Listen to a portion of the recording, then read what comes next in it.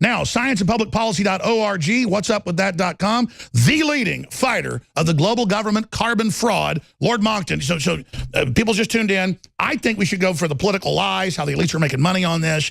We already know from Hide the Decline, their own documents, it's a fraud, other studies that are out there. But I know you've been at the tip of the spear with top researchers, publishing in top journals. You say you've got a new mega findings that have just been discovered coming out soon. So tell us about that, sir. The most important thing you need to know is that, yes, you're right, that of course we can say they're all making money out of it, and so they are. But the only way to stop them, and stop them quickly, is to prove that they are wrong. And they thought they could get away with making a waffly story that is very hard to prove wrong, and they'd get away with it. However, they made several large errors, which have taken us it's taken me 11 years to find these errors. I've been working quietly away at it. We finally got there. We know what they did wrong. We know how big this is. What it means is that yes, you'll get a little bit of warmer weather as a result of putting carbon dioxide into the atmosphere, but it's not going to be much more than kind of 1 Celsius for every doubling of CO2 concentration. You're looking at 1 Celsius of warming over the next 100 to 150 years. It's not exactly anything that really needs to be worried about. And here's the difference, Alex. We can prove it. I'm not going to go into the weeds of how we've proved it. That will be for the scientists to pick through once we publish.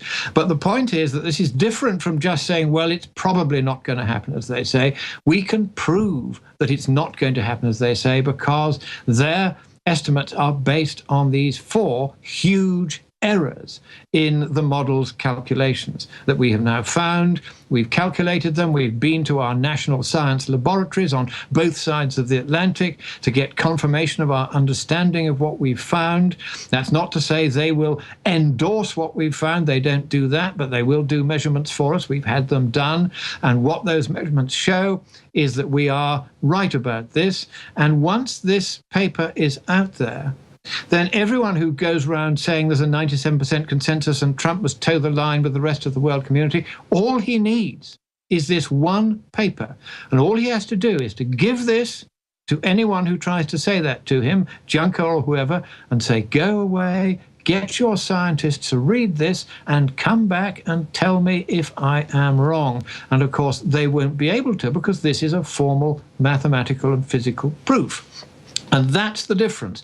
Nearly every paper until now on climate science has been speculation. It's been saying, well, we think this might happen and we think the other will happen. And some of the observations point this way and some of the observations point that way.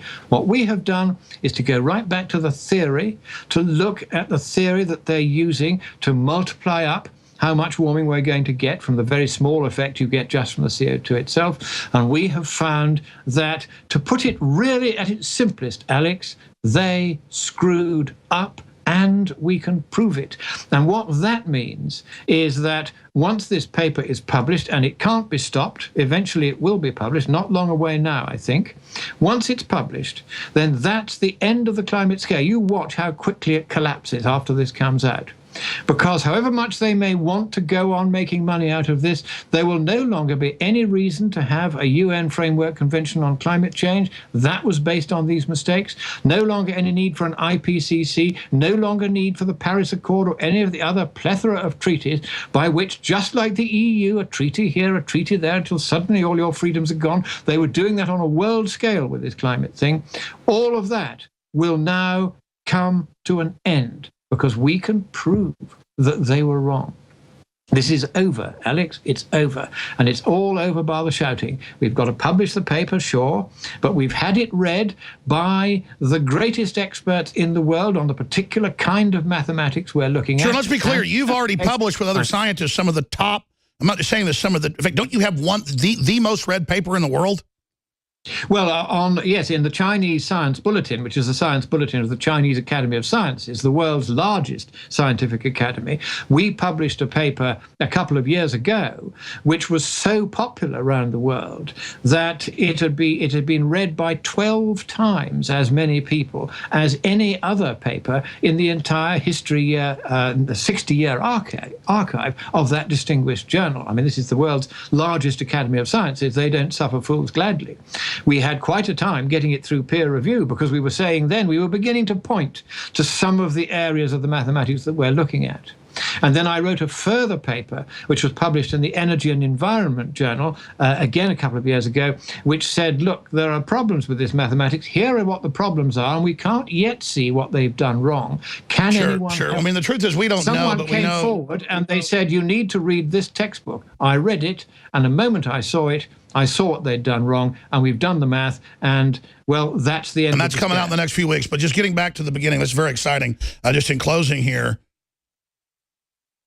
I want folks to know history's happening right now. And they've spent how many decades and how many, I know it's over $100 billion, big central banks, governments pushing the carbon tax and, you're pushing this planetary regime and to monitor all the nations and make the nations go under it. So beyond the tax, it's the global control, it's the global court, it's the global enforcement, it's the climate crimes. All that's happening. This is so big, Trump's doing this, A, and then B, every time you're on, I get tweets and emails and on the street, people go, next time Moncton's on, bring up this. And I know there's people that think every ice crystal trail, is some type of weather modification, but they have patents. They admit there's barium salts, aluminum dioxide. They admit there's massive weather mod going on. Bill Gates is involved. Dubai's involved. China's involved. They've got antenna arrays that are manipulating the ions and the nuclei. I guess mimicking some of the things that solar radiation does. We know when there's a big solar flare, we have thunderstorms or whatever. I mean, this has all been documented. They're artificially manipulating the weather already. And we know there's a UN climate manipulation weather weapon 1979 treaty introduced in 78, passed in 79. So we know this is going on. It's very secretive. So then people exaggerate because they don't know what's really going on. But from your deep research into climate, do you have any comments on how that might be affecting things? Yeah, the first thing is that we are far smaller and far less powerful in affecting the climate than they think.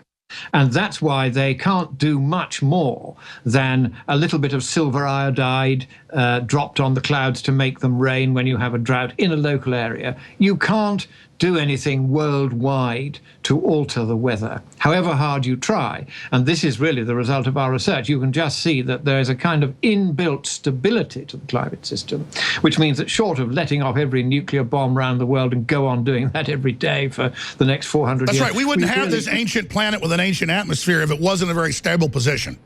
That's exactly right, Alex. I mean, you're quite right. Here we are, 4.5 billion years on. Okay, there may be a few people who think it's only 6,000 because they believe in the rather balmy calculations of an Anglican divine in the 17th century. I was about to say, the Bible doesn't say that. The Bible doesn't say that. Some preacher did. That's right. It was Bishop Ussher. He was a very worthy, amiable divine, and he just amused himself by calculating how many generations there'd been since Abraham in the Bible. And from that, he worked out that the world was created on the 15th of April, 4004 BC. And there are even Bibles of the period, I've got one, which show every date thereafter from 4004 BC until the time of Christ, all written into the margins. And it's all very silly. But the point is, this is a very old planet. It's a very stable planet. To destabilize it, you'd need to do something to the sun. You'd need to have a big asteroid hitting us. We'd need to go through a large cloud of intergalactic dust. There'd need to be an enormous supervolcano eruption. These are the things that can alter the climate. But altering 1 part in 2,000 of the composition of the atmosphere over the next 150 years is not going to make any difference at all. And as I say, the magic thing about our paper is that we can prove it. And it's already beginning to worry people because they've begun to hear about it. I've given a couple of talks about it. But the latest thing that we've found just in the last couple of weeks shows the stakes are even bigger than we thought. And therefore, we are now just concluding our research in the next couple of days. Then it goes off to the journal for peer review. And if we'll have you on that, but we're almost out of time. Let me just say this. Yeah.